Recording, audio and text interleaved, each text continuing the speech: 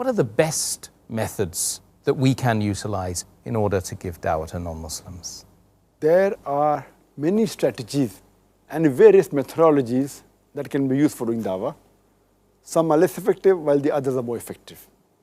The most common method used is that whenever a Muslim meets a non-Muslim, he speaks 100 good things about Islam. Even if the non-Muslim agrees with the 100 points that have been mentioned to him regarding Islam, yet he will have a few negative points at the back of his mind. He will say, you are the same Muslim who is a fundamentalist. You're the same Muslim who is a terrorist.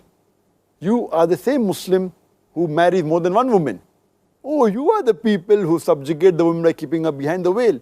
These few negative points at the back of his mind will prevent him from accepting the beauty of Islam. That's the reason, whenever I meet a non-Muslim, I ask him up front, ask him the first question. What do you feel is wrong with Islam? With your limited knowledge, whether right or wrong, what do you feel is wrong with Islam? And I make him comfortable. He can criticize Islam, he can attack Islam, he can criticize the Quran, and I make him comfortable that he can ask any question. What does he feel is wrong with the religion of Islam? And after I make him comfortable, he poses about 4 or 5 questions. And more than past 15 years that I've been in the field of dawah, I have realized that there are about 20 most common questions that are asked by the non-Muslims. And when we pose to a non-Muslim, what does he feel is wrong with Islam? He asks 4 or 5 questions, and invariably it falls amongst these 20 most common questions. Now, how have these 20 most common questions come about?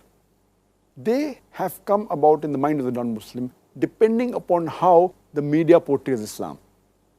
Today we have on the international media, in the international newspapers, international magazines, international radio broadcast stations, international satellite channels, we find that there is virulent propaganda about Islam.